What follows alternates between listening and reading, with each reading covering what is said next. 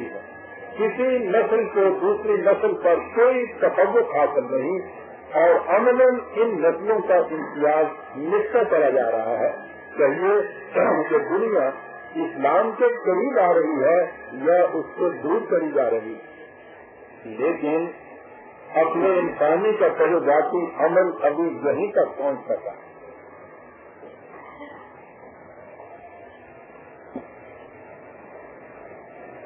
इसमें हम लोग इंसान को वतन की तंगनाई से नहीं निकाले, यानी अब इंसानों की तकलीफ और कौमों की तकसीम वतन के इश्तराक की बिना पर होती है। इस नजरिया को नेशनलिज्म की इस्तिलाह से साबित किया जाता है। सवाल ये है कि क्या इंसान अपने वजह करदा इस नजरिए के नताइज से मुतमईन है या इसके हाथों नाना है? इसका जवाब भी हमसे नहीं, खुद इस नजरिया पर अमल पैरा अक़वाम मुत्तहिदा की जुबानी सुनी। प्रोफेसर अल्फ्रेड कोबन, जिसका मैंने पहले भी जिक्र किया है, वो इस बात में लिखता है कि कौमियत परस्ती का एहसास नफरत से पैदा होता है और अदावत का परवरिश पाता है। एक कौम को अपनी हस्ती का एहसास ही उस वक्त होता है जब वो किसी दूसरी कौम से मुतकाबल हो।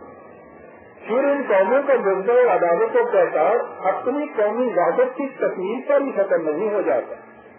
जो ही कोई कौम अपने हक के इस्तिक़लाल और खुदमुख्तारी को मुतल्लक कर लेती है तो उन अक़वाम को गिराना शुरू कर देती है जो अपने लिए खुदमुख्तारी की मुद्दई हो।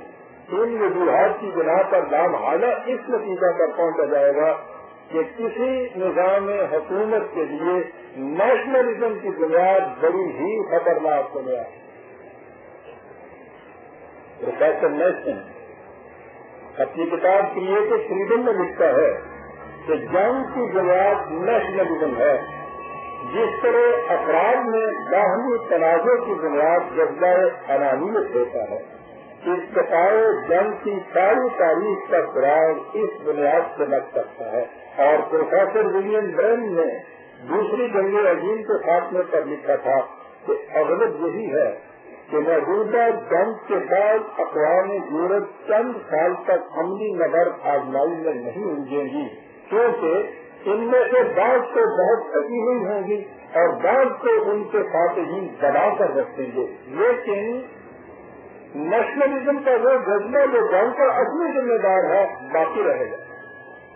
इसलिए मुस्तक़बिल में जंग को खत्म करने के लिए आज की सियासतदानी की तरफ इसी से होगी कि मौजूदा जंग के बाद नेशनलिज्म से इस जज्बा के मुतल्लिक़ क्या तदाबीर अख्तियार की जाती है। और बर्ट्रैंड रसल ने अपनी किताब the hope for a changing world में लिखा था कि हमारे जमाने में जो चीज माशर की रवाबत को कौमी हदूद से आगे बढ़ाने में लाने हैं वो नेशनलिज्म है। इसलिए नेशनलिज्म नए इंसान की तबाही के लिए सबसे बड़ी कुव्वत है। फिर तमाशा ये कि हर शख्स तस्लीम करता है कि दूसरे मुल्कों की नेशनलिज्म बड़ी खराब चीज है, लेकिन उसके अपने मुल्क की नेशनलिज्म बहुत अच्छी है। बड़ी मुसीबत ये है कि यूरोप ने नेशनलिज्म को महज एक सियासी मसलक की हैसियत से अख्तियार नहीं किया, बल्कि उसे मजहब की पोजीशन दे रखी है। वहाँ वतन को एक देवता समझा जाता है जिसकी परस्तिश होती है। ये मैं नहीं कहता, आइडिया सबसे इस बात में बड़ी वजाहत से लिखता है और बतकरार इसरार लिखता है कि नेशनलिज्म एक गुप्त परस्ताना मुशरिकाना मजहब की शक्ल अख्तियार कर चुकी है। वो मजहब जो फसाद और तफरीक इंसानियत के लिए ऐसा ताकतवर है कि कोई खुदापरस्त मजहब फलाह और वहदत इंसानियत के लिए इसका मुकाबला नहीं कर सकता। नेशनलिज्म या नस्ल परस्ती का जज्बा बिल्कुल पागलों का मतलब है।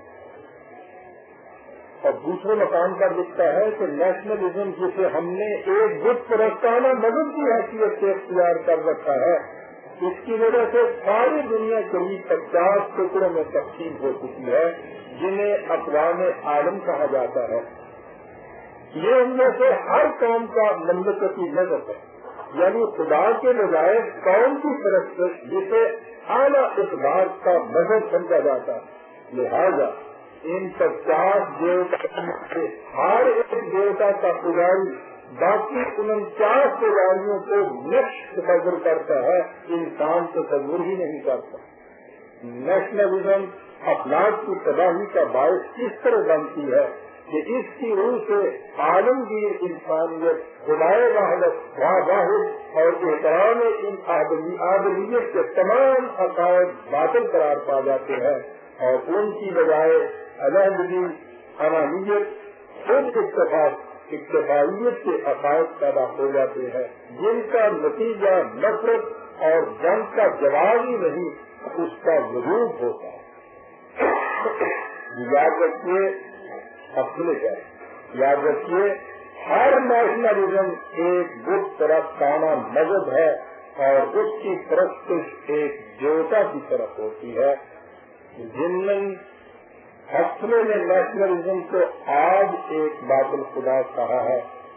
اقبال نے پرانی بصورت کی روشنی میں آج سے 50 پہلے کہا تھا کہ اس دور میں میں اور ہے، جان اور ہے، جنگ اور مسلم کی تعلیم کیا.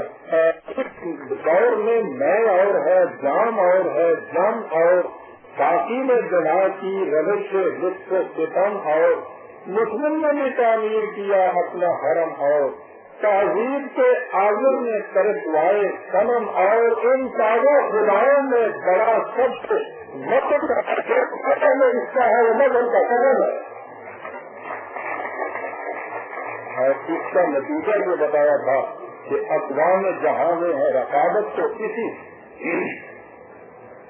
تصویر ہے، مقصود تجارت تو کسی خالی ہے، صداقت سے سیاست تو کسی کمزور کا گھر ہوتا ہے، غارت تو اسی سے اقوام میں مخلوق خدا بخش ہے. اس سے قومیت و اسلام کی جڑ کرتی ہے اس سے.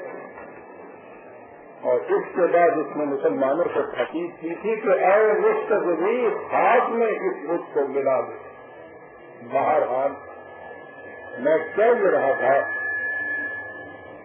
کہ اس نیشنلزم کے ہاتھ جسے اسلام نے فساد آدمیت کی بنیاد قرار دیا تھا، خود اقوام مغرب کے مفکر اور سیاست دان اس قدر گریاں اور نالا ہیں.